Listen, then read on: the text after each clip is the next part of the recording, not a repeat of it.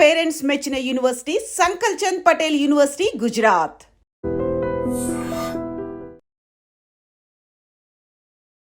నమస్తే, నేను Kavitha. Welcome to I Dream News and నిజాలు. అసెంబ్లీ ఆఫ్ ఎక్స్పర్ట్స్ ఇరాన్లో తమ కొత్త సుప్రీంని ఎన్నుకుంది. మరణించినటువంటి ఖమేనీ రెండవ కుమారుడు ముస్తఫాను కొత్త సుప్రీంగా ఎన్నుకున్నట్టుగా అనౌన్స్ చేశారు. ఇరాన్లో దేశవ్యాప్తంగా సంబరాలు అయితే జరుగుతున్నాయి. బట్ ట్రంప్ మాత్రం ఏం జరుగుతుందో చూద్దాము అనేటువంటి ఒక మాట అన్నారు. అది హెచ్చరికనా, బెదిరింపా, లేకపోతే మేము కావాల్సింది చేసుకుపోతామనేటువంటి ఒక మాటని ఇండైరెక్ట్ గా చెప్తున్నారు. మనతో పాటుగా ఉన్నారు సీనియర్ జర్నలిస్ట్ సురేష్ కొచ్చాతిల్ గారు. సార్ నమస్తే. మనం గతంలోనే ముస్తఫాని అనౌన్స్ చేస్తారు అనుకున్నాం, బట్ ఫైనల్లీ ఆయన పేరుని అనౌన్స్ చేశారు. దేశమంతా సెలబ్రేట్ చేసుకుంటుంది. But Trump is not happy. ఆ మాట అయితే ఏం జరుగుతుందో చూద్దాం ఎందుకంటున్నారు అలా? ఈ యుద్ధం మొదలైనప్పుడు కవిత గారు, ఇజ్రాయెల్కి చాలా క్లియర్ ఉండే వాళ్ళ ఆబ్జెక్టివ్స్ ఏంటనేది. ఎప్పుడైనా ఏ యుద్ధం జరుగుతాయి మొదలైనప్పుడు, యుద్ధం మొదలైనప్పుడే మన ఒక ఆబ్జెక్టివ్ ఉంటుంది. ఏంటి, మనం ఆపరేషన్ సింధూర్ మొదలుపెట్టినప్పుడు పాకిస్తాన్లో ఉన్న టెర్రరిస్ట్ క్యాంప్ని కొట్టాలని మన ఆబ్జెక్టివ్ ఉండే. పాకిస్తాన్ ఆర్మీని కొట్టడానికి, అది ఎయిర్ ఫోర్స్ కొట్టడానికి, వాళ్ళని కొట్టాలి. అది చేసాం. చేసిన తర్వాత అనౌన్స్ ప్రెస్ కాన్ఫరెన్స్ చెప్పాం, అయిపోయింది, వీఆర్ ఫినిష్డ్, ఆబ్జెక్టివ్ మీట్ అయిపోయింది డే 1లోనే. మీరేం చేయకండి. పాకిస్తాన్ వినలేదు, వాళ్ళు మన మీద బాంబులు వేశారు, మనం అడ్డుకున్నాం దాన్ని. 3వ రోజు మనం వాళ్ళ మీద దాడి చేసాం. వాళ్ళ బంకర్లు, రన్వేలు, వాళ్ళ అవాక్స్ ఉన్న ప్లేస్లు, వాళ్ళ హ్యాంగర్లు అన్నీ మనం కొట్టాం, ఇంక్లూడింగ్ కిరాణా హిల్స్ వాళ్ళ న్యూక్లియర్ కమాండ్ పోస్ట్ దగ్గర. సో ఒక ఆబ్జెక్టివ్ ఉండే మోదీ గారి ముందు, that this is going to be my final game అని. సో దానికోసం 4వ రోజు అయినప్పటికీ ఇమీడియట్లీ వీ రియలైజ్ వాళ్ళు ప్యానిక్ అవుతారని చెప్పి ఇమీడియట్గా వాళ్ళు సీజ్ ఫైర్ అడిగారు. వాళ్ళ డీజీఎంఓ, మన డీజీఎంఓకి అడిగారు. మన డీజీఎంఓ పొలిటికల్ క్లియరెన్స్ తీసుకున్న తర్వాత ఓకే అని చెప్పారు. War is over. కానీ ఇక్కడ ఈ యుద్ధంలో ఇప్పుడు కూడా అమెరికన్ పోల్స్టర్స్ ఏమంటున్నారంటే, అమెరికన్ అనలిస్ట్ ఏమంటున్నారంటే, ఇజ్రాయెల్ అమెరికాని గుంజుకొని తీసుకొచ్చారు ఈ వార్లో. సో ఇజ్రాయెల్ దగ్గర టాప్ క్లాస్ ఇంటెలిజెన్స్ ఉంది, that's no doubt about it. సిఏతో పాటు ఇంకా అది కొంచెం కూడా ఇంకా చాలా మటుకు ఇంకో లెవెల్కి వెళ్ళిపోతుంది. దానికోసం వాళ్ళు ఫస్ట్ డేనే ఖమేనీని కొట్టారు వాళ్ళు చాలా క్లియర్గా. మొత్తం ఇరాన్లో టాప్ రెవల్యూషనరీ గార్డ్ లీడర్షిప్ మొత్తం వైప్అవుట్ చేసేసారు వాళ్ళు. ఈ పరిస్థితుల్లో అమెరికా ఏమనుకున్నారంటే, ఇంకొక వారం లోపల ఈ గవర్నమెంట్ మొత్తం పడిపోతుంది, వాళ్ళది ఏమి ఉండరు, బాంబింగ్ చేద్దాం ఇంకా. సో వీళ్ళిద్దరు కలిసి వాళ్ళ మెయిన్ ఇన్స్టాలేషన్స్ మీద అక్కడిక్కడ బాంబులు చేశారు. కానీ ట్రంప్ క్యాల్కులేట్ చేసింది ఒక తప్పు ఉండే. ఈ ఇరాన్లో ఉన్న రెవల్యూషనరీ గార్డ్స్ అనే కాన్సెప్ట్ ఎప్పుడు మొదలైందంటే కవిత గారు, అయోతలా ఖొమేనీ టేక్ ఓవర్ చేసుకున్నాడు 79లో. ఆయనకు అక్కడ ఉన్న ఆర్మీ మీద నమ్మకం లేకుండా, అలా regular army, Iranian army almost ఆ టైంలో 3 లక్షలు ఉన్నారు, ఇప్పుడు 5 లక్షల మంది ఉన్నారు. వాళ్ళ మీద అస్సలు నమ్మకం లేకుండా ఆయనకి డౌట్ ఉండే, ఏదో ఒక రోజు వీళ్ళు ఒక కూ చేస్తారు, నన్ను తీసి పక్కన పడేస్తారు, చంపేస్తారు, because they are all loyal to Reza Shah Pahlavi, Shah of Iran. కానీ అది జరగలేదు. కానీ ఏం చేశాడు ఈయన, ఆర్మీని వీకెన్ చేశాడు కంప్లీట్గా. వాళ్ళ ప్యారలల్గా ఒక ఆర్గనైజేషన్ పెట్టుకున్నాడు, దాని పేరు రెవల్యూషనరీ గార్డ్స్, IRGC అంటారు, ఇరానియన్ రెవల్యూషనరీ గార్డ్స్ కోర్ అన్నమాట. ఈ IRGC ఒక ప్యారలల్ పవర్ఫుల్ ఆర్మీగా దిగింది. వాళ్ళ రిపోర్టింగ్ స్ట్రక్చర్లో they report directly to the supreme leader అన్నమాట. సుప్రీం లీడర్ ఏం చెప్తారో అదే వింటారు వాళ్ళు, ఇంకేం కాదు. కాసిం సులేమానీ అని చెప్పి వాళ్ళ IRGC టాప్ కమాండర్ని US అండ్ ఇజ్రాయెల్ కలిసి చంపారు, మీకు గుర్తుండే కొన్ని సంవత్సరాల ముందు. వాళ్ళు అనుకున్నారు అప్పుడు కూడా ఈ కంప్లీట్ కమాండ్ కొలాప్స్ అయిపోతుంది. ఒక ఆర్మీకి కమాండ్ అండ్ కంట్రోల్ అనేది చాలా ఇంపార్టెంట్. మనం ఎప్పుడైనా చూసిన హైరార్కీ ఉంటుంది. టాప్లో you will have the general himself, like for example army chief, అక్కడి నుంచి lieutenant general, major general, brigadier కిందకు వస్తూనే ఉంటారు అట్లా. ఎందుకంటే ఒక ఆర్డర్ ఇచ్చినప్పుడు it goes up the level, down the level, రెండు జరుగుతుంది. పైనుంచి ఒక ఆర్డర్ వస్తుంది, బాటమ్ లెవెల్ దాకా, లాస్ట్ జవాన్ దాకా దాన్ని ఇంప్లిమెంట్ చేయాల్సి వస్తుంది. సో వీళ్ళు ఒక డూమ్స్ డే సెనారియో అంటారు ఇంగ్లీష్లో. అంటే ద వర్స్ట్ కేస్ సెనారియో ఏం చేస్తారు, మన సుప్రీం లీడర్ని చంపేస్తారు, మన కమాండర్లు అందరినీ కొట్టేస్తారు. వాళ్ళకి తెలుసు జరుగుతుందా, దే హావ్ క్యాల్కులేటెడ్, రాసి పెట్టారంట. Khamenei had written down entire thing saying, నేను పోయిన తర్వాత ఇట్లా జరగాలి, ఈ ఎలక్షన్ ఇట్లా నడవాలి, నా కొడుకుని చేయకూడదు, because it should not become like a monarchy. Complete details ఇచ్చారు, ఎవరు సెలెక్ట్ చేస్తారు, 83 మంది మీరు చెప్పినట్ట కమిటీ ఆఫ్ ఎక్స్పర్ట్స్, వాళ్ళు కూర్చొని డిసైడ్ చేస్తారు. కానీ దాంతోపాటు ఇంకోటి ఏం చేశారంటే వీళ్ళు command and control last sector దాకా తీసుకెళ్లారు. ఇరాన్ అంటే double the size of France, అంత పెద్ద దేశం. I think after Saudi Arabia second biggest GCC country is Iran. ఆ కంట్రీలో చాలా మటుకు వీళ్ళు ఏం చేశారంటే లోకల్ లెవెల్ దాకా ఐఆర్జీసీ కమాండ్ని తీసుకెళ్లారు. మనం యూజువలీ ఒక రెవల్యూషనరీ గార్డ్స్ అని మన మైండ్లో ఏమొస్తుంది, తుపాకీ పెట్టుకొని పెద్ద మెషిన్ గన్లు పెట్టుకొని లేకుంటే రాకెట్ పేపర్ గ్రెనేడ్ పెట్టుకొని మొత్తం టీంలు యుద్ధంకి వెళ్తున్నారు కాదు. మిలిటెంట్స్ లాగా వర్క్ చేస్తారు అనేది. They work on building dam, రోడ్లు తయారు చేస్తారు, స్కూల్ బిల్డ్ చేస్తారు. చాలా మటుకు డెవలప్మెంట్ ప్రోగ్రామ్స్ వాళ్ళ చేతిలో. In fact 1/3 of the Iranian economy control చేస్తుంది రెవల్యూషనరీ గార్డ్స్. అక్కడే వాళ్ళ పవర్ మనకు తెలిసిపోతుంది. వాళ్ళు పని ఆపేస్తే రోడ్లు ఉండవు, డ్యాములు నడవవు, ఏం జరగదు ఇరాన్లో. కాకుండా అక్కడ పబ్లిక్ ఎలక్ట్ చేసుకున్నటువంటి ఒక గవర్నమెంట్ ఉంటుంది, అక్కడ ప్రధానమంత్రి ఉంటారు, మినిస్టర్స్ ఉంటారు, వాళ్ళకి సంబంధించినటువంటి ఆర్మీ ఉంటుంది. ఇవన్నీ ఉన్నప్పుడు కూడా రివల్యూషనరీ గార్డ్స్ దానికి ఒక సుప్రీం లీడర్ అనేవాళ్ళు. ఇప్పుడు 88 మంది మత పెద్దలు కలిసి ఎన్నుకున్నారు అంటే అక్కడ ఉన్నటువంటి ప్రజెంట్ ప్రైమ్ మినిస్టర్ మీద అంత ఫోకస్ పెట్టట్లేదు ట్రంప్, కేవలం వీళ్ళ మీద ఎందుకు పెడుతున్నారు? రివల్యూషనరీ గార్డ్స్కి అంత ఎందుకు పవర్ఫుల్గా ఉన్నారు వాళ్ళు? కవిత నిన్న ఇరానియన్ ప్రెసిడెంట్ మనకు స్టేట్మెంట్ ఇచ్చారు, మీరు చూసుంటారు. అపాలజైజ్ చేశారు టు ద నేబరింగ్ స్టేట్స్, అంటే Saudi Arabia, Khattar, Bahrain, UAE వీళ్ళ దగ్గర. దట్ సారీ ఒమాన్, మేము తప్పు చేసాం, మిమ్మల్ని కొట్టి మేము యాక్చువల్లీ మా దగ్గర కొంచెం మిస్కమ్యూనికేషన్ ఉండే, ఇంకా జరగదు ఇప్పటి నుంచి అని చెప్పారు. వితిన్ హాఫ్ అన్ అవర్ ఆయనకు ఆ స్టేట్మెంట్ విత్డ్రా చేయాల్సి వచ్చింది.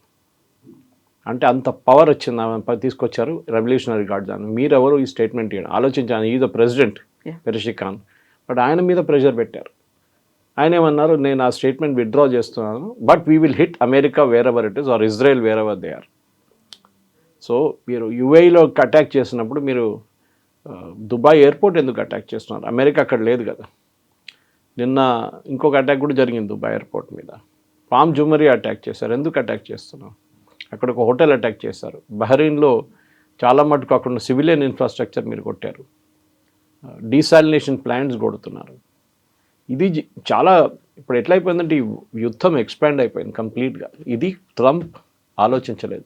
నెటన్యాహు ప్రాబ్లం లేదు, నెటన్యాహుకి ప్రిన్సిపల్ సర్వైవల్, వాళ్ళకు కూడా ఇదే ఇష్యూ. ఇరాన్లో సర్వైవల్ అంటారు చూడండి, ఇజ్రాయెల్ కూడా అదే, వీ హ్యావ్ టు సర్వైవ్.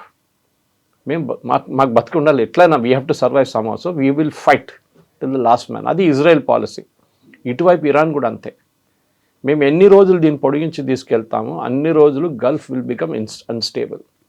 ఇవాళ పొద్దున oil has gone to $100 per barrel, $116 అయింది. సో అది ఎందుకు? That is a strategy, Iran strategy. ఏంటంటే మనం కొడితే ఎకనామిక్ డిస్ట్రక్షన్ జరగాలి. ఇప్పుడు గల్ఫ్ దేశాలు టెన్షన్లో ఉన్నారు. డీసాలినేషన్ ప్లాంట్ని కొడితే వాళ్ళకి నీళ్ళు ఉండవు, తాగడానికి కూడా దొరకవు. నిన్న ఇండియా నుంచి పెద్ద 2-3 ఎయిర్క్రాఫ్ట్, ఫ్రైటర్ ఎయిర్క్రాఫ్ట్ ఫుడ్ తీసుకెళ్ళింది యుఏఈకి. ఎందుకంటే యుఏఈలో చాలా మటుకు ఎక్స్పాట్రియట్స్ ఉంటారు, చాలా మంది ఎక్స్పాట్రియట్స్ అన్ని ప్లేసెస్లో ఉన్నారనుకోండి, కానీ అక్కడ ఉన్న సూపర్ మార్కెట్స్లో కూడా ఫుడ్ లేదు. లుల్లు వాళ్ళు నిన్న ఇండియా నుంచి మళ్ళీ ఒక స్పెషల్ ఫ్రైటర్ ఎయిర్క్రాఫ్ట్ తీసుకెళ్ళారు. ఇంత I think some 80,000 kilos something like that, number exactly గుర్తులేదు, కానీ అంత ఫుడ్ స్టఫ్స్ అంతా ఇక్కడ తీసుకెళ్లారు. మన ఆయిల్ గురించి మాట్లాడుతున్నాం, అవుట్వర్డ్ మాట్లాడుతున్నాం, ఇన్వర్డ్ మాట్లాడలేదు. అక్కడ ప్రజలు ఏం చేస్తారు? అక్కడ ప్రజలు ఎందుకు వెళ్ళారు? ఎక్స్పాట్రియట్స్ అంటే it's a safe place, tension ఉండదు, టాక్సేషన్ లేదు, లైఫ్ స్టైల్ చాలా బాగుంటుంది చెప్పి దుబాయ్కి వెళ్ళారు. I'm just giving example of Dubai, ఎందుకంటే ఆ దుబాయ్ లాంటి లైఫ్ స్టైల్ మీకు సౌదీ అరేబియాలో కనిపించదు, మిగతా చోట్ల కూడా కనిపించదు. సో దే హ్యాడ్ సెట్ ఆ డెస్టినేషన్గా మార్చుకున్నారు. బహ్రెయిన్ చూడండి, చిన్న దేశం, అమెరికన్ 5th ఫ్లీట్ అక్కడ ఉంది. 5th ఫ్లీట్ రిపీటెడ్గా కొడుతున్నారు వాళ్ళు. ఇప్పుడు కువైత్ ఎయిర్పోర్ట్ మీద దాడి చేశారు. సో ఇరాన్ రెవల్యూషనరీ గార్డ్స్ ఏం చేస్తున్నారంటే, వాళ్ళు అమెరికా కూడా ఇప్పుడు అదే, అమెరికన్ అనలిస్ట్ అంటున్నారు, వాళ్ళకి అర్థం కావట్లేదు వీళ్ళు ఎట్లా ఆపరేట్, ఇంత బాంబింగ్ చేసిన తర్వాత కూడా where are the operating from అని అర్థం కావట్లేదు. వీళ్ళు ఎట్లా కొడుతున్నారు, సైప్రస్ని ఎట్లా కొడుతున్నారు, వీళ్ళు అమెరికన్ ట్యాంకర్స్ని ఎట్లా కొడుతున్నారు అర్థం కావట్లేదు అమెరికన్స్కి. ఎందుకంటే వీళ్ళు నార్మల్ వార్ ఫైట్ చేసేటవాళ్ళు. మీ ఎనిమీ అక్కడ ఉంది, మేము ఇక్కడ మిసైల్ ఫైర్ చేస్తాం, వాళ్ళ మీద వెళ్ళి పడుతుంది. అక్కడ ఎనిమీ ఉండడు, ఇప్పుడు ఇక్కడ ఉన్నాడు, దాని గంట తర్వాత ఇక్కడ ఉంటాడు. So they are changing the tactics అనమాట లోకల్ లెవెల్లో. ఒక కమాండ్ అండ్ కంట్రోల్ కాకుండా యుఎస్ సెంట్రల్ కమాండ్ ఈ వార్ కంట్రోల్ చేస్తున్నారు. టాంపా, ఫ్లోరిడా నుంచి admiral Cooper is the head of it. ఆయన ఒక ఆర్డర్ ఇస్తే ద ఆర్డర్ కింద దాకా వెళ్తుంది నేను చెప్పినట్టు. కానీ ఇక్కడ అది కాదు, they have worked out A horizontal arrangement. వీళ్ళతో టచ్లో లేరు, ఎందుకంటే వాళ్ళకి తెలుసు మేము కమ్యూనికేట్ చేస్తున్నప్పుడు యూఎస్ అండ్ ఇజ్రాయెల్ వింటున్నారు మేమేం కమ్యూనికేట్ చేస్తున్నాను. We will not communicate with each other. Local లెవెల్లో ఇది ముందే రాసి పెట్టుకున్నారు కవిత గారు, అది వాళ్ళు ఇంప్లిమెంట్ చేస్తున్నారు. I think the brilliant strategy. I mean ఇరాన్తో మనం అగ్రీ చేయం చాలా మటుకు, వాళ్ళ దగ్గర జరిగిన అత్యాచారాలు, వాళ్ళ మహిళల మీద చేస్తున్న అత్యాచారాలు, దాన్ని మనం చెప్పొచ్చు. ప్రెసిడెంట్ ట్రంప్ ఏమని అనుకున్నాను నేను చెప్పాను చూడండి, ఈ గ్రీన్ రెవల్యూషన్ అనే ఒక రెవల్యూషన్ ఉండే కొన్ని సంవత్సరాల ముందు, దాన్ని మొత్తం డిస్మాంటిల్ చేసింది ఇదే Mustafa. He was his father's alter ego అంటారు ఇంగ్లీష్లో, గేట్ కీపర్, అదే వర్డ్ యూజ్ చేస్తున్నారు అన్ని ఛానల్స్ ఇవాళ పొద్దున. From CNN to ABC, everybody is using the word. Fox News. He was a gatekeeper of his father. దానికోసం మీరు అడుగుంటున్న వాళ్ళకి ఇంకా పిల్లలు ఉన్నారు. Why only Mustafa? Conscience keeper ఉండే వాళ్ళ ఫాదర్ది. వాళ్ళ ఫాదర్ షాడోగా ఉండే ఆయన. ట్రస్టెస్టెంట్గా ఆయన నాన్నగారు ఎక్కడున్నారు, ఇట్ వాజ్ అ సర్ప్రైజ్. ఆయన ఎట్లా బతికి బయటపడ్డాడని ఈ అటాక్లో సాటర్డేలో. బహుశా అక్కడ లేరేమో ఆ టైంలో. ఇప్పుడు జరిగిన దాంట్లో ఈ ముస్తఫాకి ట్రంప్ అయితే చెప్పేసరి ఈజ్ అ లైట్ వెయిట్. అంత పెద్ద పని కాదు, ఆయన చాలా లైట్ వెయిట్ మనిషి అని చెప్పి. అంత పవర్ఫుల్ కాదు, ఈజీగా తీసేయచ్చు. He's powerful. ఆయన రెవల్యూషనరీ గార్డ్స్ని హెడ్ చేస్తున్నారు, డిఫాక్టో హెడ్ అని చెప్పొచ్చు. డైరెక్ట్ అట్లా పోస్ట్ లేకుంటే కూడా డిఫాక్టో హెడ్. ఆయన్ని ఇప్పుడు ఈ ఎలక్షన్లో సపోర్ట్ చేసింది కూడా రెవల్యూషనరీ గార్డ్. ఆయన ఇంకో క్యాండిడేట్ ఉండే లారిజానీ అని చెప్పి, he's a political player big time and also ఒక ఏం చెప్తారు, ఒక రెవల్యూషనరీ గార్డ్స్ ఒక 1/3 సపోర్ట్ ఆయన దగ్గర ఉంది. ఆయన అనుకున్నారు ఆయన అనుకుంటారు ఈసారి. Mustafa is not even a senior క్లరిక్. ఈ అయోత్తల్లా అనే టైటిల్ ఇవ్వడానికి you should be very senior క్లరిక్. Okay, మీరు ఒక 40-50 సంవత్సరాలు కోమ్ లాంటి ప్లేస్లో వాళ్ళ షియా వాళ్ళ హోలియస్ట్ ప్లేస్ అక్కడ వెళ్ళి చదువుకొని అయోత్తల్లా ఖొమేనీ లాగా అండ్ అగైన్ ఖమేనీ లాగా చేసుకుంటే మీరు, ఈ was a mid level క్లరిక్, only 50. వాళ్ళ నాన్నగారు ఈ was in his 80s, 30 years younger. అదే అంటున్నారు. ఇప్పుడు యుఎస్ ఏం చేశారు, 80 సంవత్సరాల్లో ఒక అయోత్తోలని మార్చి 50 సంవత్సరాలు అయోత్తోలు తీసుకొచ్చి కూర్చోబెట్టారు. రేపు 50 సంవత్సరాలు కొడితే రేపు 40 సంవత్సరాలు వచ్చి కూర్చుంటాడు. యూఆర్ నాట్ డిస్ట్రాయింగ్ ద రెజీమ్ని మార్చట్లేదు మీరు. అమెరికా స్ట్రాటజీ ఏమంటే రెజీమ్ చేంజ్ జరగట్లేదు. జరగాలంటే అక్కడున్న ప్రజలు రావాలి బయటికి. ప్రజలు రాలేకపోతున్నారు బయటికి, భయపడుతున్నారు. వీళ్ళ దగ్గర ఒక మిలిషియా ఒకటి ఉంది, బజీఫా అని చెప్పి, that the most dangerous one. వాళ్ళు రోడ్ మీద బైక్లో తిరుగుతారు విత్ వెపన్స్. ఎవరైనా రోడ్ మీద హిజాబ్ వేయకుండా లేకుంటే బుర్కా వేయకుండా తిరిగితే వాళ్ళు చంపేస్తారు అక్కడ, నో క్వశ్చన్స్ ఆస్క్డ్. వాళ్ళే ఈ 1500 మంది చంపారు చూడండి ప్రొటెస్ట్లో. They did it. Revolutionary Guards కనుక వాళ్ళు చేస్తారు. సో ఈ ఒక మాఫియా లాగా రెవల్యూషనరీ గార్డ్స్, బజీఫా అండ్ అదర్ అండ్ ఆర్మీ. ఇప్పుడు ఆర్మీ కూడా ఇవాళ పొద్దున ఒక 9 గంటల టైంలో స్టేట్మెంట్ ఇచ్చారు సపోర్టింగ్ ముస్తఫా. సో ఇప్పటికీ హీస్ సేఫ్. కానీ ఎన్ని రోజులు సేఫ్గా ఉంటారో చెప్పలేము, ఎందుకంటే Israel target is separate, US target is separate. President ట్రంప్కి ఉన్న ఆపోజిషన్ బెంజమిన్ నెటన్యాహుకి లేదు ఇజ్రాయెల్లో. ప్రెసిడెంట్ ట్రంప్ దగ్గర ఇప్పుడు అందరూ అడుగుతున్నారు, what is your exit plan? Enter అయిపోయారు, యుద్ధం ఎట్లా విరమిస్తారు అంతే. అది మనం మోదీ గారి నుంచి ఎప్పుడే చెప్పాను చూడండి, మీరు మోదీ గారు చెప్పారు మేము పాజ్ బటన్ ప్రెస్ చేసాము. ఓకే, మేము వార్ ఆపలేదు, but any day it happens we will press it. చెప్పడానికి ట్రంప్కి కావట్లేదు. ఒక వారం అయిపోయింది, 2 వారాలు ఉంటాయి తెలియదు, 3 వారాలు. ఆల్రెడీ అమెరికాలో 6 మంది మార్టల్ రిమైన్స్ని తీసుకొచ్చారు. చాలా ఎమోషనల్ సెరమనీ ఉండేది. 7 అయింది నిన్న రాత్రి దాకా. ఇవాళ పొద్దున 1 more person డైడ్, 8 అయింది. ఈ నంబర్లో ఇంక్రీజ్ అయ్యకుంటే వెళ్తే ప్రెసిడెంట్ ట్రంప్కి చాలా పెద్ద పొలిటికల్ సెట్ బ్యాక్ రాబోతుంది. ఆల్రెడీ అందులో చాలా ప్రాబ్లంలు ఉన్నారు. మీరు ఎగ్జిట్ చేయలేకపోతున్నారు. మీ ఆబ్జెక్టివ్ ఏంటి? ఇప్పుడు అంటున్నారు మేము స్పెషల్ ఫోర్సెస్ని పంపిస్తాం, ఇరాన్లో పంపించి వాళ్ళ యురేనియం అసెట్స్ని పట్టుకుంటాం. Exactly. It is most riskiest thing. ఎందుకంటే ఇరానియన్స్ ఏం చేస్తారు చెప్పండి? They will destroy it. వాళ్ళు ఏం చేస్తారంటే వాళ్ళ యురేనియం తీసుకెళ్ళి ఇంకెక్కడ పడేస్తారు. డర్టీ బాంబ్ అంటారు దాన్ని ఇంగ్లీష్లో. మనం దీనికన్నా ముందు చూసాం, న్యూయార్క్లో ట్రై చేశారు ఒకసారి ఒక డర్టీ బాంబ్ ఇట్లనే. రేపు అది మళ్ళీ జరగవచ్చు. అమెరికాకి చాలా department of homeland security top అలర్ట్లో ఉన్నారు దీనికోసం. ఇంత పాపులేషన్ ఉన్న ఒక అమెరికన్ సిటీలో వెళ్ళి ఈ డర్టీ బాంబ్ వేసేస్తే ఏదైనా జరగవచ్చు రేపు. సో మీరు ఒక ఎగ్జిట్ ప్లాన్ లేకుండా వార్లో ఎంటర్ అయ్యారు. నెటన్యాహు చెప్పిన మాటలు విని మీరు వెళ్ళారని చెప్పి అమెరికాలో ప్రెసిడెంట్ ట్రంప్ వ్యతిరేకంగా చాలా పెద్ద పుష్ బ్యాక్ నడుస్తుంది. అదే టైంలో ఇరాన్లో కొత్త లీడర్ వచ్చారు. ఇప్పుడు ఇవాళ ఏంటి ట్రంప్ రెస్పాన్స్ అని చూడాలి. ఇంగ్లీష్లో అంటారు డెడ్ మ్యాన్ వాకింగ్ అంటారు. సో ఆయన ఎవరో కామెంటేటర్ చెప్పారు, I think it again Fareed Zakaria who said it, that Mustafa is a dead man walking. టార్గెట్లో ఉన్నారు, ఆయనకు తెలుసు. అండ్ పాసిబిలిటీ ఆయన కూడా రాసి పెట్టుంటారు, నన్ను కొడితే మీరు ఇది చేయాలని చెప్పేసి. నెక్స్ట్ సో ఇక వార్ ఏమైపోయిందంటే ఇది ఒక ఎండ్ లేకుండా అయిపోయింది. దీనికి ఎట్లా ఎండ్ చేయాలని ఎవరికి అర్థం కావట్లేదు. కంప్లీట్ డిస్ట్రక్షన్ ఆఫ్ ఇరాన్ అంటున్నారు. మీరు కంప్లీట్ డిస్ట్రక్షన్ ఆఫ్ ఇరాన్ చేస్తే అక్కడున్న ప్రజలు మీ వ్యతిరేకంగా వచ్చేస్తారు. మీరు వాళ్ళని కూడా కొడుతున్నారు. You should hit the regime కొట్టే బదులు మీరు పెట్రోల్ ట్యాంక్స్ డిస్ట్రాయ్ చేస్తున్నారు. వాళ్ళకి ఫ్యూయల్ లేదు. ఏం చేస్తారు ఫ్యూయల్ లేకుండా? ఎలక్ట్రిసిటీ సప్లైస్ కట్ అయిపోతున్నాయి. ఎవరు సఫర్ అవుతారు? వాళ్ళు ఉన్న పెద్ద పెద్ద వాళ్ళు they will enjoy with generators. ఈ ప్రజలు ఏం చేస్తారు? అక్కడ ప్రజలు ఇప్పుడు అమెరికా వ్యతిరేకంగా మాట్లాడుతున్నారు. And America has last that initial ఒక సక్సెస్ ఉండే చూడండి ఫస్ట్ 2 daysలో, అది ఇప్పుడు పోయింది కంప్లీట్గా. సో ఇప్పుడు ముస్తఫా వచ్చిన తర్వాత అయితే వాళ్ళు సెలబ్రేషన్స్ చేసుకుంటున్నారు, ఎంకరేజ్ చేసినట్టుగా కనిపిస్తుంది. బట్ ట్రంప్ ఆయన ఏమవుతుందో చూద్దాము అనుకున్న తర్వాత ఇప్పటికీ జరుగుతున్న దాన్ని బట్టి చూస్తే హ్యాపీగా లేరు. నేనే సెలెక్ట్ చేస్తాను, నెక్స్ట్ ఎవరు ఉంటారు అనేది ఒక మాట చెప్పిన తర్వాత సో ట్రంప్ హ్యాపీగా లేడు. అక్కడేమో సెలబ్రేషన్స్ అవుతున్నాయి, దాన్ని వాళ్ళు డైజెస్ట్ చేసుకోలేకపోతున్నారు. నెక్స్ట్ ఏం జరుగుతుంది అనేది ట్రంప్ నెక్స్ట్ స్టెప్ ఏం చేస్తాడు ట్రంప్కే తెలియదు. నేను చెప్పాను చూడండి, నెటన్యాహు ఇస్ వెరీ క్లియర్. ఆయన ఆబ్జెక్టివ్ మాట్లాడట్లేదు అస్సలు. అంటే ఈ ఫినిష్ ఆఫ్ ఇరాన్. వాళ్ళు సరే అమెరికాతో కోఆర్డినేట్ చేసే బాంబింగ్ చేస్తారు, అదైతే ఉంది. మ్యాక్సిమం బాంబింగ్ ఇజ్రాయెల్ చేస్తున్నారు. మొన్న ఐఆర్జీసీ కాంపౌండ్, వీళ్ళ సుప్రీం లీడర్ కాంపౌండ్ చనిపోయారు చూడండి సాటర్డే. ఖమ్నీ కాంపౌండ్ని మళ్ళీ మండే ట్యూస్డే రోజు మళ్ళీ కొట్టారు. బంకర్ కొట్టారంట. అంటే వాళ్ళకి అర్థమైపోయింది బంకర్లో కూడా ఎవరెవరు ఉన్నారు ఇంకా అని.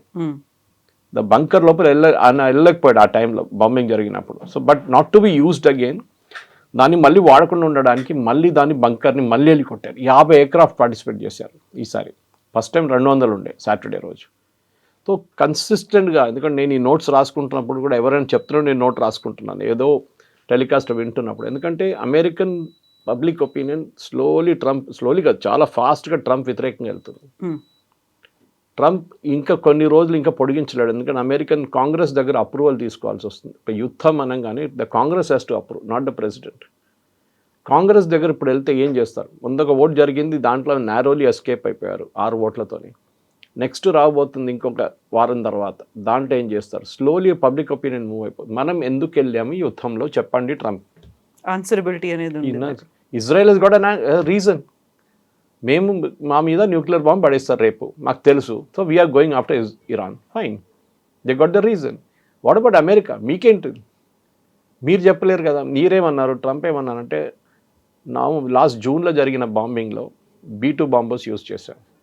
We have completely destroyed the Iranian nuclear facility, వాళ్ళ బ్యాలిస్టిక్ ఫెసిలిటీని కూడా కొట్టాయని చెప్తున్నారు. With in matter of 8 months Iran ఎట్లా రికవర్ చేశారు? మళ్ళీ మీరు అంటున్నారు ఇరాన్ మళ్ళీ రెజ్యూమ్ చేశారు, వాళ్ళు ప్యూరిటీ లెవెల్ పెంచేసుకుంటున్నారు, they coming close to the bomb level. అంటే your B2 did not work. మీరు జూన్లో చెప్పింది అబద్ధం. అబద్ధం అంటే వాళ్ళు మిస్కాల్కులేషన్ కూడా ఉండొచ్చు. మేము మొత్తం డిస్ట్రాయ్ చేసేసాం. డిస్ట్రాయ్ కాలేదు. ఇరానియన్స్ అంటే వాళ్ళు ఏం చేస్తున్నారు అంటే వాళ్ళు వీళ్ళ అసెట్స్ని ఎక్కడెక్కడో దాచేస్తున్నారు. చెప్పాను ఇంత పెద్ద దేశం, అది ఏ కొండ కింద ఉందో తెలియదు, ఏ సిమెంట్ బంకర్లు తీసుకొచ్చో తెలియట్లేదు, ఎక్కడెక్కడో దీన్ని దాచిపెట్టారు. డ్రోన్స్ చూడండి కవిత గారు, అలా డ్రోన్స్ మ్యాక్సిమం డ్యామేజ్ క్రియేట్ చేస్తారు.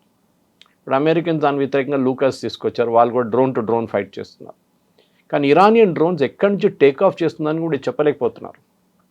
ఇస్ఫహానా లేకుంటే కోమ్ నుంచా లేకుంటే తెహరాన్ నుంచా, ఎక్కడి నుంచి they are not able to guess అన్నమాట. మిసైల్స్ అప్పుడు కూడా వాళ్ళు చాలా మటుకు కొట్టారు. మిసైల్ ఏంటంటే ఒక మిసైల్ లాంచ్ అంటే దీనికి ముందు కూడా ఎక్స్ప్లెయిన్ చేశాను, ఒక లాంచర్ కావాల్సి వస్తుంది. It can be a truck based launcher, ground based launcher, air based launcher అన్నీ ఉండొచ్చు. కానీ ఇరాన్ దగ్గర ఎయిర్ ఫోర్స్ లేదు ఎక్కువ, వాళ్ళ నేవీ కూడా కంప్లీట్లీ డిస్ట్రాయ్ అయిపోయారు. ఆ పరిస్థితుల్లో మనం ఇప్పుడు చూస్తున్నాం, మన వైపు కూడా ఒక నేవల్ షిప్ వచ్చి ఇప్పుడు కొచ్చిన్లో ఉంది వాళ్ళది. నిన్న one of the soldiers survived, ఆ సెయిలర్స్ ఫస్ట్ బ్లాస్ట్ చేశారు చూడండి, అమెరికన్ టార్పీడో చేసిన షిప్. ఒక సెయిలర్ ఏమన్నా అంటే వాళ్ళకి అమెరికా వార్నింగ్ ఇచ్చారంట, that you please leave the ship. 2 సార్లు చెప్పారంట. వాళ్ళ commander of the ship refused అంట. వీళ్ళ నడిమిట్లో గొడవ అయిందంట. లాస్ట్ ఈ 36 మంది బతికి బయటపడ్డారని చూడండి, they escaped in a life boat. Sri Lanka వైపు. సో ఎనీవే మనం భారతదేశం కూడా చాలా డెలికేట్ పొజిషన్లో ఉన్నారు. ఎందుకంటే ఒక హ్యూమానిటేరియన్ కన్సిడరేషన్ లాగా మనం వాళ్ళకి కొచ్చిన్లో 1 month వీసా ఇచ్చి అక్కడ పెట్టుకున్నాం. శ్రీలంక కూడా అదే చేశారు 36 మందికి. యుద్ధం ఇప్పుడు ఎక్స్పాండ్ అవుతుంది.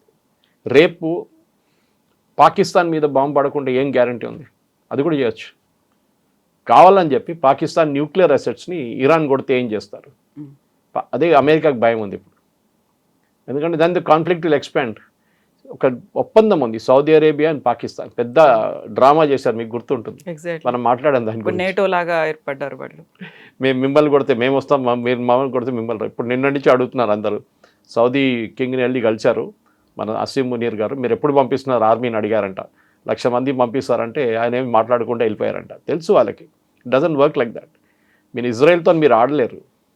ఇప్పుడు కూడా పాకిస్తాన్ని కాపాడుకుంటుంది యుఎస్. కానీ యుద్ధం చూడండి, ఇప్పుడు ప్రతి గల్ఫ్ స్టేట్కి వచ్చేసింది. ఆయిల్ ఎక్కడో $100 కన్నా ఎక్కువ అయిపోయింది. గ్యాస్ టోటలీ ఆగిపోయింది.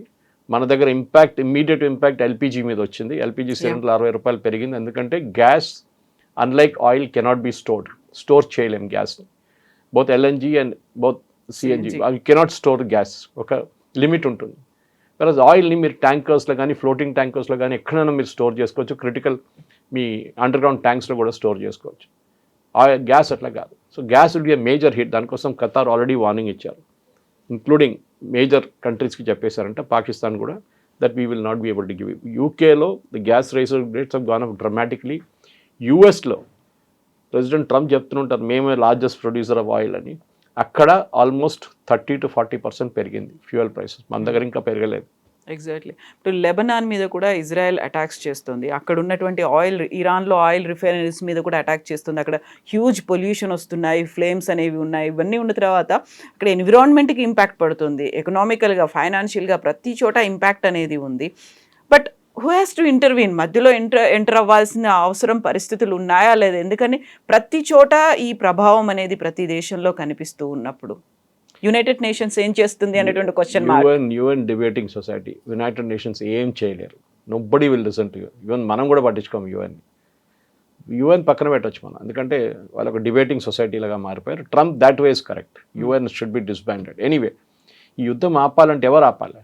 ఎవరు మొదలు పెట్టారు? US and Israel. ఇజ్రాయెల్ ఆపరు. Israel end objective is complete destruction of Iranian regime. వాళ్ళ రెజీమ్ని మొత్తం ధ్వంసం చేయాలి. వాళ్ళ దగ్గర ఉన్న న్యూక్లియర్ అసెట్స్ కంప్లీట్గా ధ్వంసం చేయాలి. వాళ్ళ దగ్గర ఉన్న మిస్సైల్ అండ్ మ్యానుఫ్యాక్చరింగ్ కెపాసిటీని ధ్వంసం చేయాలి. వాళ్ళు స్టెప్ బై స్టెప్ వెళ్తున్నారు. అమెరికాకి ఐడియా లేదు. అమెరికా ఇజ్రాయెల్ని ఫాలో చేస్తున్నారు. ట్రంప్ ఫోన్ చేసి నెతన్యాహు ఇవాళ కూడా అన్నారు, Netanyahu is a great man, Netanyahu is that, Netanyahu is this. ఆయన దేశం చూసుకుంటున్నాడు. ఆయన దేశంలో ఆయన కొంచెం వ్యతిరేకత ఉందనుకోండి, కానీ అంత వ్యతిరేకత ట్రంప్ వ్యతిరేకంగా ఉన్న అంత లేదు అక్కడ. బట్ ఇజ్రాయలీస్కి తెలుసు, చాలామంది చనిపోయారు. ఆల్మోస్ట్ 30 నుంచి 40 మంది చనిపోయారు. Even the band any news. Gulf nations ban చేస్తున్నారు న్యూస్. ఎందుకంటే ఎవరు దీని గురించి వీడియోలు పెట్టకూడదు. వీడియోలు పెడితే మొన్న ఖతార్లో 43 మందిని అరెస్ట్ చేశారు, ఇంక్లూడింగ్ మెనీ ఇండియన్స్.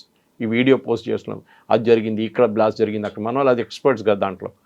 సో ఒక ప్యానిక్ రాకుండా ఉండడానికి ట్రై చేస్తున్నారు. ఇప్పుడు ప్యానిక్ ఆల్రెడీ సెట్ అయిపోయింది. దుబాయ్ లాంటి ప్లేస్లో ప్యానిక్ చాలా మటుకు సెట్ అయిపోయింది. ఎందుకంటే ఇట్స్ అ కమర్షియల్ సెంటర్. బహుశా మీకు ఖతార్లో అంత కనిపించదు. నిన్న Qatar ఎమీర్ has spoken to president Trump, మీరు యుద్ధం ఆపండి. కానీ ట్రంప్ చెప్పారంటే నాకే తెలియదు ఎట్లా ఆపాలని. ఎందుకంటే ఒకసారి మొదలైపోయింది. ఇప్పుడు మేము ఆపితే ఏమి ఇరాన్ ఏమంటారు, మేము గెలిచేసాము, we have won the war, we defeated America.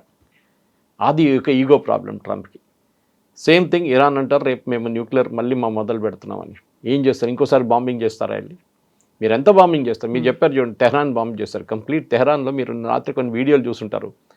కార్లు పోతున్నాయి, రోడ్ సైడ్ నుంచి ఉన్న సువర్స్ నుంచి బయటికి ఫ్లేమ్స్ వస్తున్నాయి.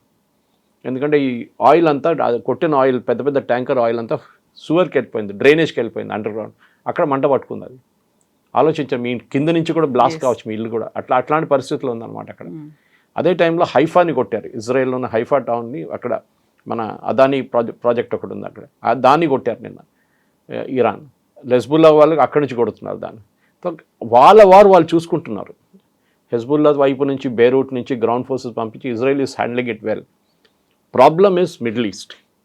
మిడిల్ ఈస్ట్లో దీన్ని ఎట్లా ఆపాలంటే వీళ్ళకి ఇప్పుడు అర్థం కాదు. మీరు ఇంకొక వారం కొట్టినా కానీ కవిత గారు, doesn't look like Iran will stop. Iran దగ్గర ఎక్కడో వాళ్ళ ఆయుధాలు దాచిపెట్టారు, వాళ్ళు కొడుతున్నారు, వీళ్ళు డిస్ట్రాయ్ చేస్తున్నారు, అంతా కరెక్టే. కానీ ఇక్కడ మళ్ళీ కొంతమంది అంటారు 50,000 అంటారు, కొంతమంది 60,000 అంటారు, కొంతమంది 70,000 డ్రోన్లు ఉందంటున్నారు. బహుశా అదే ఉండొచ్చు. సరే, నంబర్స్ పడిపోయింది అనుకోండి. ఫస్ట్ అటాక్ నుంచి 80% ఉన్నది, ఇప్పుడు 20%కి వచ్చింది. కానీ now they are using it judiciously. అంటే కావాలని చెప్పి టార్గెటెడ్ చేసి కొడుతున్నారు వాళ్ళు. అలోబెద్ బేస్ని ఖతర్ని ఎన్నిసార్లు కొట్టారు? 6 సార్లు కొట్టారు ఇప్పుడు దాకా. కువైత్ని కొట్టారు, 5th ఫ్లీట్ కొట్టారు బహ్రెయిన్లో, మనామాలో, ఇరాన్. సో ప్రతి చోట వాళ్ళు సౌదీని కూడా ఇవ్వట్లేదు. వాళ్ళు సౌదీ రిఫైనరీ మీద కొడుతున్నారు. వాళ్ళ ఎకనామిక్ బీయింగ్ని కంప్లీట్గా డిస్ట్రాయ్ చేస్తున్నారు. ఇప్పుడు కొంతమంది అనలిస్ట్ ఏమంటున్నారంటే మిడిల్ ఈస్ట్ దీని నుంచి బయటపడ్డా కానీ ఇంకో 10 సంవత్సరాలు తీసుకుంటారు నార్మల్ సిచ్యువేషన్కి రావడానికి. కువైత్ మీకు గుర్తుంటుంది, సద్దాం హుసేన్ ఇన్వైట్ చేసినప్పుడు, కువైత్లో వార్ జరిగినప్పుడు కువైత్ బయటికి రావడానికి ఆల్మోస్ట్ 15 సంవత్సరాలు పట్టింది దాన్ని రికవర్ చేయడానికి. ఈ ఇరాన్ ఇరాక్ వార్లో కూడా ఇదే జరిగింది. అక్కడ కూడా చాలా మటుకు రెండు వైపులు డ్యామేజ్ జరిగింది. ఇరాన్ ఇరాక్ వార్ చెప్పిన గుర్తొచ్చింది నాకు కవిత గారు. Mustafa was one of the leading players in that. ఆయన దాంట్లో అఫ్కోర్స్ ఆర్మీతో వెళ్ళి ఫైట్ చేశారు ఆయన. ఈవెన్ దో ద క్లెరిక్, ఒక ముల్లాలాగా ఉన్న మనిషి కూడా తుపాకీ తీసుకొని వెళ్ళాడంట అక్కడికి ఫైట్ చేద్దామని చెప్పి. ఇరాక్ 10 సంవత్సరాలు నడిచింది ఆ యుద్ధం, Saddam Hussein and Iran. So ఆ టైంలో ఇరాన్ని సపోర్ట్ చేయలేదు ఎవరు లేకుండే, ఇరాక్ని కూడా ఎవరు సపోర్ట్ చేయలేదు. సపరేట్ వాళ్ళే కొట్టుకున్నారు. Other nations did not get involved. ఈసారి అందరు ఇన్వాల్వ్ అయిపోయారు. ఖతార్ ఎకానమీ ఎక్కడ పోయింది చూడండి. ఎప్పుడు అడగండి, ఖతార్ గ్యాస్ లేకుంటే వాళ్ళు they cannot do anything. Strait of Hormuz close చేశారు. వీళ్ళేమంటున్నారు, మేము షిప్స్ అలౌ చేస్తున్నాం. అలౌ చేయట్లేదు ఇరాన్ ఇప్పుడు. రెవల్యూషనరీ గార్డ్, నేను చెప్పాను చూడండి, వాళ్ళ ప్రెసిడెంట్ స్టేట్మెంట్ ఇచ్చేయంగానే revolutionary guard said who is he, ఆయన ఎవరు చెప్పడానికి మాట, who is he to apologise to America, nothing doing, withdraw అని చెప్తే విత్డ్రా చేసుకున్నారు. స్ట్రేట్ ఆఫ్ హార్మూజ్ కూడా అంతే. స్ట్రేట్ ఆఫ్ హార్మూజ్ కంట్రోల్ చేస్తుంది రెవల్యూషనరీ గార్డ్స్, ఆర్మీ కాదు, నేవీ కాదు. సో ఈ పరిస్థితుల్లో ఇంకా ప్రతిరోజు వీఆర్ కౌంటింగ్ ఇంకొన్ని రోజులు ఉంటుంది. ప్రతిరోజు డ్యామేజ్ అంతా జరుగుతుంది అనేది. ఎందుకంటే damage is not just food లేకుండానో, లేకుంటే నీళ్ళు, డీసాలినేషన్. కొన్ని గల్ఫ్ కంట్రీస్ 80 నుంచి 90% ఈ డీసాలినేషన్ ప్లాంట్స్ మీద ఉన్నారు. నిన్న ఇరాన్ ఒక డీసాలినేషన్ ప్లాంట్ మీద కొట్టారు. వాళ్ళ డీసాలినేషన్ ప్లాంట్ మీద ఇజ్రాయెల్ కొట్టారంట. సో వాళ్ళు ఇంకో దేశం మీద కొట్టేశారు. That is going to be danger. ఎందుకంటే నీళ్ళు లేకుంటే ప్రజలు బతకలేరు. మీరు ఫుడ్ లేకుండా కొన్ని రోజులు ఉండొచ్చు, కానీ నీళ్ళు లేకుండా మీరు ఉండలేరు.